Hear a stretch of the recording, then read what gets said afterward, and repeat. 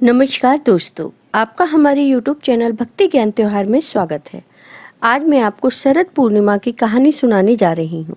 अगर आपको ये कहानी पसंद आई तो कमेंट बॉक्स में माँ लक्ष्मी की जय अवश्य लिखिए। साथ ही अगर आप मेरे चैनल पर नए हैं तो मेरे चैनल को सब्सक्राइब कीजिए और बेल आइकॉन पर क्लिक जरूर कीजिए, जिससे हमारे वीडियो के नोटिफिकेशन आपको मिलते रहें। हर साल अश्विन मास के शुक्ल पक्ष की पूर्णिमा तिथि को शरद पूर्णिमा मनाई जाती है। पौराणिक मान्यताओं के अनुसार इस दिन धन की देवी माँ लक्ष्मी धरती पर भ्रमण करती हैं। यही वजह है कि इसे कोजागरी पूर्णिमा भी कहा जाता है। मान्यता है कि इस दिन चंद्रमा की किरणें अमृत की बारिश करती हैं, इसलिए आज लोग खीर बनाकर चंद्रमा की रोशनी के नीचे रखते हैं। शरद पूर्णिमा का व्रत आज रखा जाएगा और आज माँ लक्ष्मी की विधि विधान से पूजा की जाएगी। मान्यता है कि अश्विन मास की पूर्णिमा को माँ लक्ष्मी समुद्र मंथन से उत्पन्न हुई थीं।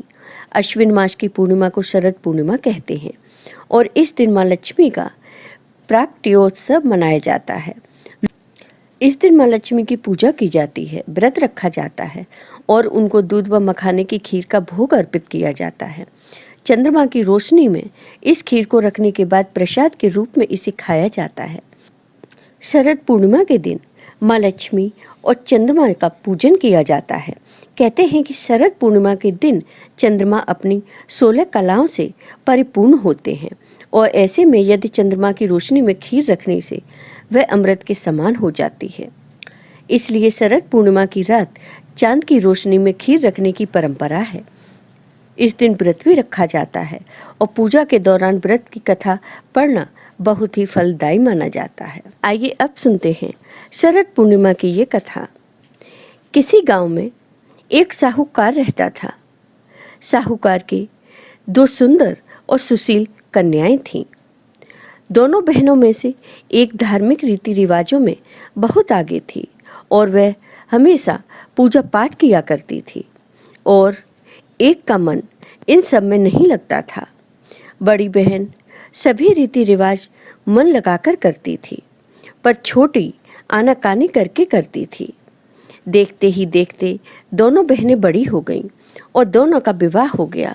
दोनों ही बहनें शरद पूर्णिमा का व्रत करती थी, लेकिन छोटी बहन के सभी धार्मिक कार्य अधूरे ही होते थे।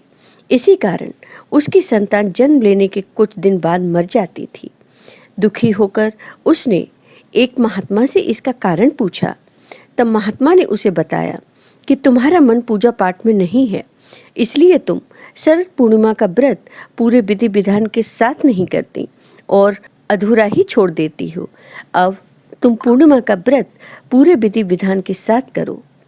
महात्मा की बात सुनकर छोटी बहन ने पूर्णिमा का व्रत विधि विधान के साथ किया, फिर भी उसका पुत्र जीवित नहीं बचा। उसने अपनी मरी हुई संतान को एक चौकी पर लेटा दिया और अपनी बहन को घर में बुलाया और अनदेखा कर बहन को उस चौकी पर ही बैठने को कहा। जैसे ही बहन उस चौकी पर बैठने गई, उसके स्पर्श से बच्चा रोने लगा। बड़ी बहन एकदम से चौंक गई। उसने कहा, अरे तू मुझे कहाँ बैठा रही थी? यहाँ तो तेरा बेटा है, अभी इसे कुछ हो जाता तो? तब छोटी बहन ने बताया कि मेरा पुत्र तो मर गया था, पर तुम्हारे पुण्यों के कारण तुम्हारे स्पर्श मात्र से उसके प्राण वापस आ गए। फिर छोटी बहन ने अपनी बड़ी बहन को सारी बात बताई और दोनों बहनें बहुत खुश हुईं। अब छोटी बहन भी पूर्णिमा का व्रत विधि विधान से करने लगी। उसके बाद से प्रतिवर्ष सभी गांववासियों ने शरद पूर्णिमा का व्रत पूरे विधि विधान के साथ करना शुरू कर दिया। जय हो माँ लक्ष्मी की।